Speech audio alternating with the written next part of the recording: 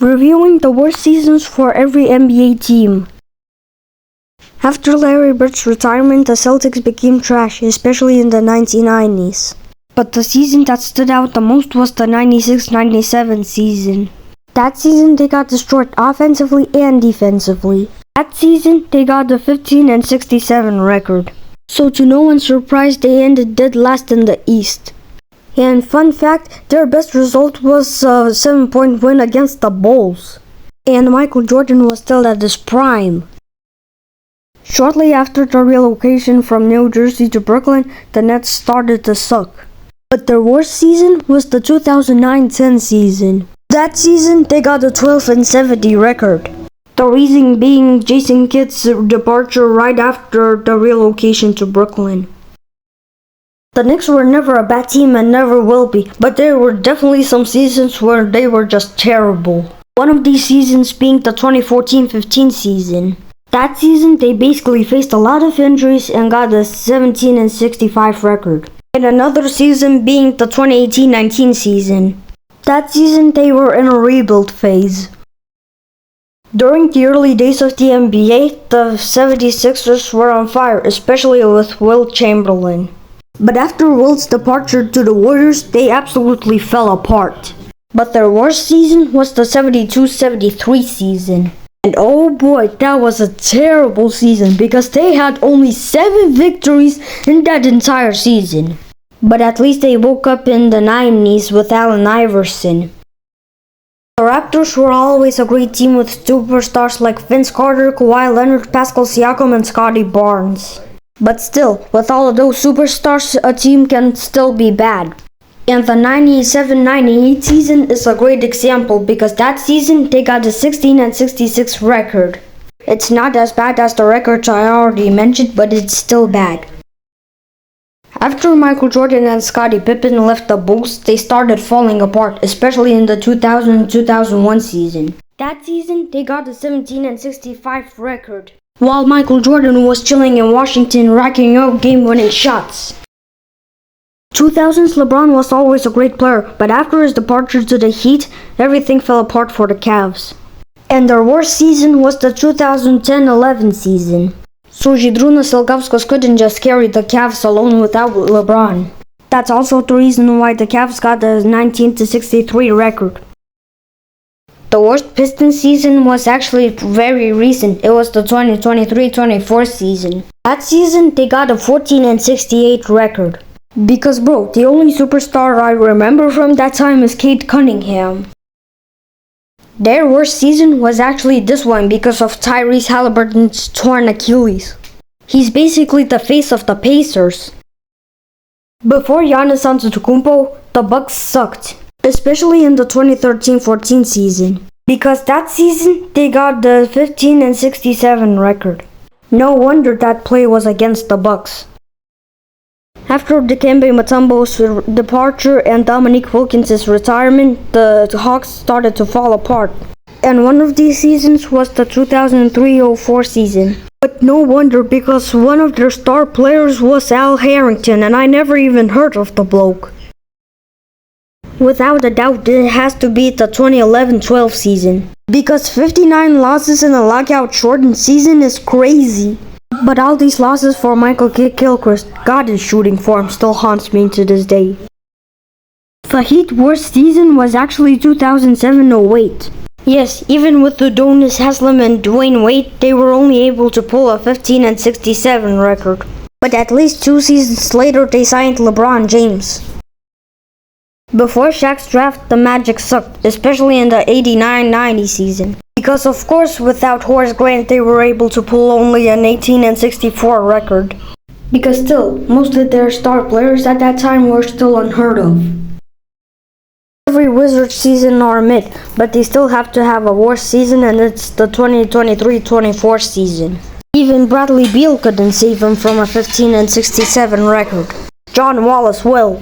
Now I get why a Washington jersey makes everyone look washed. Dikembe Mutombo was always a great center. He even carried the Nuggets past the first round against the Supersonics, but that doesn't cover the fact that he had a bad season with the Nuggets, which was the 97-98 season. That That season, they got an 11-71 record because Dikembe was carrying the team at that time. Before Kevin Garnett, the Minnesota Timberwolves were one of the worst teams in the NBA, especially in the 91-92 season. That season, without Kevin Garnett, they got a 15-67 record. Damn, this record is really common here. Year 2 KD wasn't as good, so prior to their relocation to Oklahoma City, the Thunder weren't as good, but somehow they ended up with the best record in this video with a 23-59 record in the 2008-09 season. This might be a bad record, but it's the best one in this video. Before Clyde Drexler and Jerome Kersey, the Portland Trail Blazers sucked. Their worst season is the 1971-72 season. That season, they got an 18-64 record. After John Stockton and Karl Malone, the Jazz fell apart, but their absolute worst was the last season actually, 2024-25. That season, they got a 17-65 record, and that was the first season in Jazz history of a record with 60 or more losses. Well, no wonder, they were without Donovan Mitchell. When the Warriors were still located in Philadelphia, they weren't exactly a great team, but there was a season where they were complete dropkicks. That season was the 1952-53 season, where they ended with a 12-59 record. For a season when there's not as much teams as there is now, that is horrible. Before Michael Olowokandi, the Los Angeles Clippers were a new team. 1986-87 season was the Clippers' only 13th season, so that season they underperformed, which got them a 12-70 record. Kobe Bryant is probably one of the best guards in Lakers history, but as he got older, his performances get slightly worse. Like in his second last season in 2014-15, they got a 17-65 record, and they got a 10-game losing streak in January. During the 60s, there were definitely some super teams, but the Phoenix Suns weren't one of them. Because in the 68-69 season, the Suns got a 16-66 record. No wonder Wilt was bouncing around elite teams. Beno Udrih was always a solid player in the NBA, especially with the Sacramento Kings, but there was a season where he completely flopped, and that was the 2008-09 season. That season, they got a 17-65 record because Beno Udrih averaged 8 points that season. Dirk Nowitzki revived the Mavs, but before his draft, the Mavs were one of the worst teams in the league, but their absolute worst is the 1993-94 season. That season, they got an 11-71 record, and that season, they started with an abysmal 2-34 record. The year before Olajuwon's draft was the worst for the Rockets because that season they got an 18-64 record. But the season later in 1984, Olajuwon was drafted and he revived the Houston Rockets. Can't spell Harden without a game. When the Grizzlies were still located in Vancouver, they weren't exactly a good team, but their worst season was so bad that season might have been the reason they relocated to Memphis.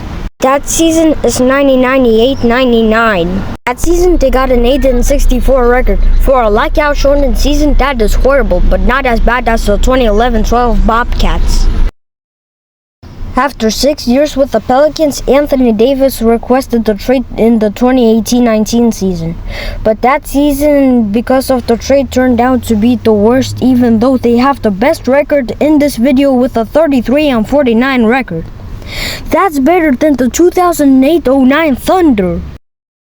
Before David Robinson, they had Alvin Robertson, a 4-time All-Star and a Defensive Player of the Year, but he wasn't enough to carry the Spurs in the 1988-89 season, because that season, they got a 21-61 record.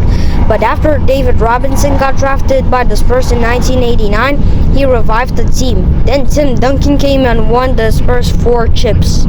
To put it simply, the worst record in this video is the 2011-12 Bobcats. Not to mention it's statistically the worst record in the NBA, but the best record in this video are the 2018-19 Pelicans. Thanks for watching and I'll see you in the next one.